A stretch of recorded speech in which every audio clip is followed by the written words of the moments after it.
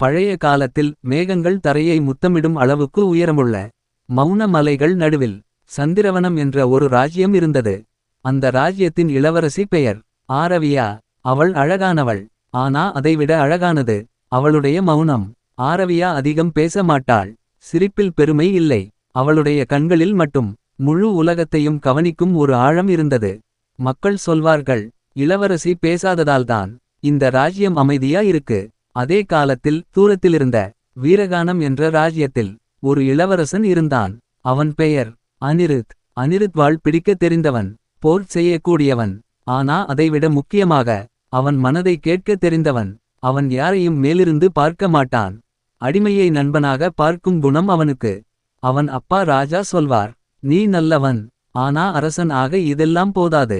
ஒரு நாள் மௌன மலைகளின் அடியில் ஒரு மந்திர குளம் உலர ஆரம்பித்தது. அந்த குளம் உலர்ந்தால் சந்திரவனம் முழுக்க வறட்சியாகும். மந்திரர்கள் சொன்னார்கள், இந்த குளத்தை மீண்டும் உயிர்ப்பிக்க ஒரு மௌன இதயம் மற்றும் ஒரு உண்மையான மனம் ஒன்றாக சேர வேண்டும். ஆனால் மௌன இதயம் யாரிடம், உண்மையான மனம் யாரிடம்? அதே நேரத்தில் அனிருத் பயணமாக மௌன மலைகளுக்குள் வந்தான். அவன் வழி தவறி சந்திரவனத்தின் தோட்டத்துக்குள் நுழைந்தான். அங்கே ஆரவியா ஒரு மரத்தடியில் உட்கார்ந்து பூக்களிடம் பேசாமல் அவற்றை கேட்கும் மாதிரி இருந்தாள். அனிருத் முதல் முறையாக அமைதி பேசுவதை பார்த்தான். அவன் எதுவும் பேசவில்லை, அவளும் எதுவும் பேசவில்லை.